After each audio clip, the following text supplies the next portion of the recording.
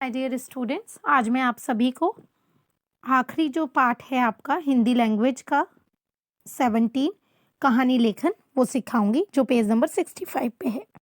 कहानी लेखन जिसको हम इंग्लिश में स्टोरी राइटिंग बोलते हैं। दो बिल्लियां और बंदर। दो बिल्लियां थीं, उन्हें कहीं से एक रोटी मिली। रोटी खाने की बात पर दोनों ने झगड़ा हो तभी वहां एक बंदर आया। वह बहुत चालाक था।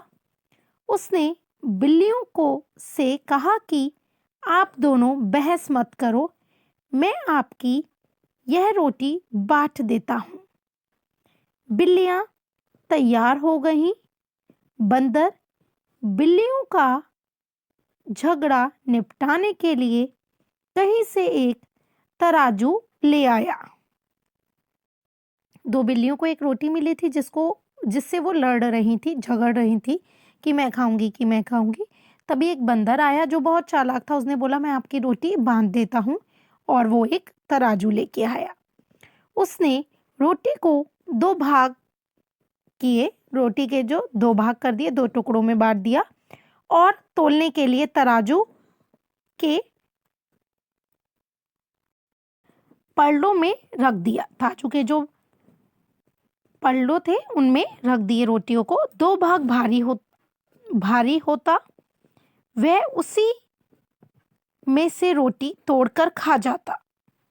धीरे धीरे उसने रोटी का 3/4 भाग खा लिया। जो चीज भारी होता था वो वाला भाग तोड़ के खा जाता था रोटी का।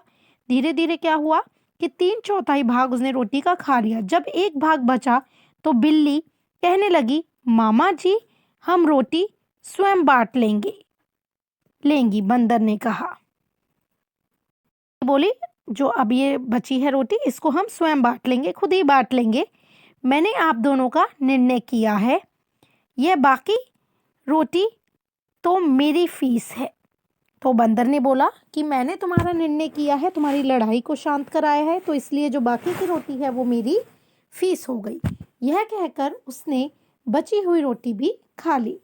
बिल्ली बेचारी मुंह ताकती रह गई। तो बिल्ली ने क्या किया, बिल्ली एक दूसरे का मुंह देखती रह गई, क्योंकि बिल्ली को तो रोटी मिली ही नहीं।